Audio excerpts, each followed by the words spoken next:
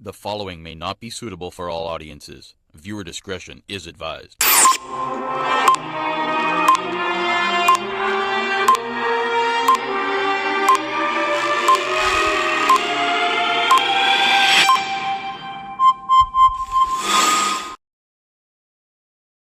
Couple charged with gun and drug possession denied bail. O'Neill Bailey and Kellyanne Pemberton Boodoo Singh were denied bail when they appeared virtually before a Sangre Grande magistrate today, charged with possession of drugs, a gun, and ammunition. According to police reports, the duo was held after a warrant was issued for their arrest, following a search at a North Oropuchi house. Detectives suspect the couple to be owners of several prohibited items and executed a search warrant on February 23rd. During the exercise, the Eastern Division Special Operations Unit and the Criminal Investigation Department allegedly discovered a modified black and silver rifle, 189 rounds of assorted ammunition, 3 12-gauge cartridges, 164 packets of marijuana with a weight of 134 kilograms, and 10 packets of cocaine weighing 10 kilograms. Cunupia woman sentenced to 2 years hard labor for robbery. Maria Jacob, 39, of Bijucal Road, Cunupia, was sentenced to 2 years hard labor after pleading guilty to a robbery charge. She received the sentence during a virtual appearance before Magistrate Rajendra Rambashan at the Chaguanas Magistrate Court earlier today. According to police reports, around 8 p.m. on February 18th, the victim left her handbag containing $15,000 in her car, which was parked and secured in the driveway of her home. She returned around 10:30 a.m. the following day and observed the driver's door partially opened. Further checks revealed that the entire vehicle was ransacked and the cash missing from the handbag. Inquiries were conducted by the Chaguanas Criminal Investigations Department (CID), leading to the arrest of the suspect by PC Kurja. Man and 6-year-old boy wounded in home invasion. A 6-year-old boy and a 41-year-old man were shot and wounded while overnighting at a friend's house in Morvant on Sunday. Police reported that about 1:45 a.m. on Monday, they were awakened by a loud noise.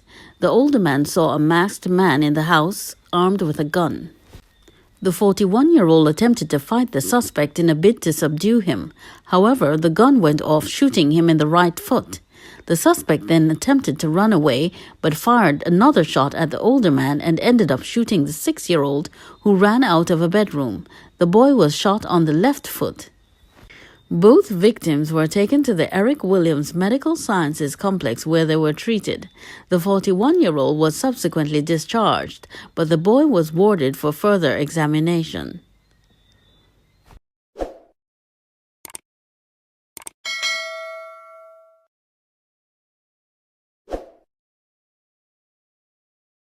Residents call for probe, say forest under attack. Acres of forest near the Chatham Forest Reserve in Cedros are reportedly being cleared by a businessman to set up a cattle and horse farm. Cedros residents who staged a protest on Thursday are now demanding an immediate halt to the forest destruction, saying animals are being displaced.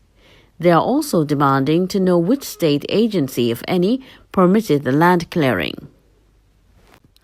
The forest and mangroves are protected by the state, and residents say the land developer has failed to show any proof of authorization to them.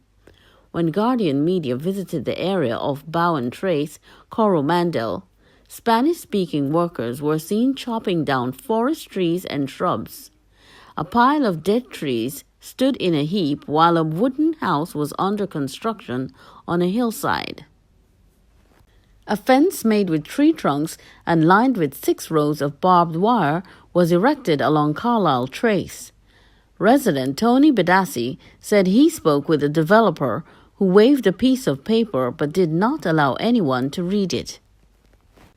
We are very concerned about this because we think it is a mad land grab by someone who is not authorized. We are looking at 200 acres of state land stretching all the way to the Chatham Forest Reserve. They have cut down the mangrove from somewhere and used the mangrove wood to erect a fence with 6 rows of barbed wire, Bedassi said. He explained that the destruction of the virgin forest affects the water table. A forest acts as a wind barrier and prevents erosion, so we are against any destruction of the forest reserve, he added. Bedassi said forest rangers came and told the land developer to stop erecting a house on the site, but the developer proceeded and the house is almost finished, he added. Another resident, Makanlal Diosaran, said the developer has also intruded on private lands, blocking off fruit trees. We are also concerned that this placement of the barbed wires poses a risk to our hunting dogs, Diosaran said.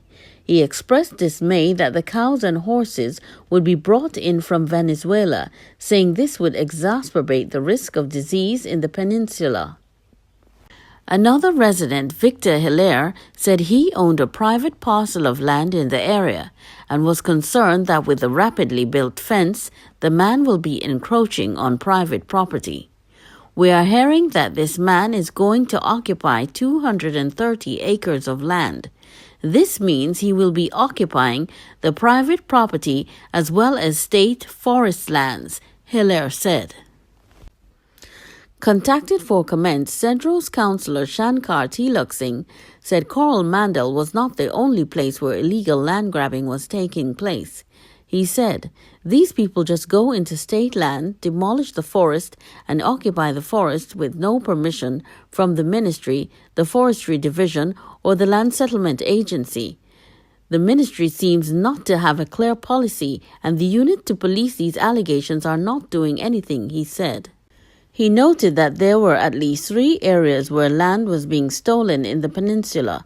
Contacted for comment, Minister of Agriculture Clarence Ramharat said he was aware of the allegations and the matter was now under investigation. However, residents said they have heard this before and they want the clearing of the forest to stop while the investigations proceed. Late yesterday, a resident sent a photograph of a displaced monkey that came for food near a camp at Carlisle Trace, Coral Mandal. 368 charged since launch of gender-based violence unit.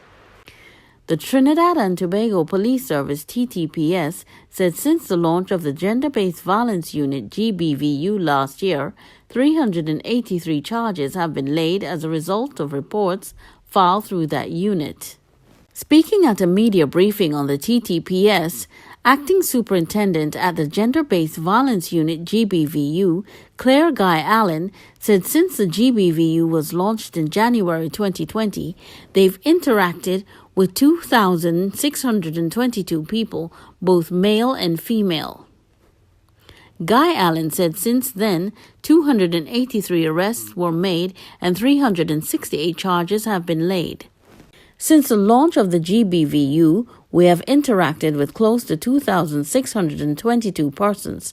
Out of that 2,622, 2,338 were females, and the remaining were males. Every single victim has expressed how happy they were with the service that was provided to them. We have effected 283 arrests, and coming out of those arrests, 368 charges. She encouraged the public to have confidence in the TTPS and urged them to come forward to file their reports. We encourage the growing public awareness surrounding the reported sexual and physical assaults, mainly against women. We continue to encourage the public to make reports and feel confident that when a report is made, it will be treated with priority and the strictest of confidence. I can assure you that officers were chosen for their special skill set, including the ability to show compassion for the victim while maintaining the TTPS motto to protect and serve with pride.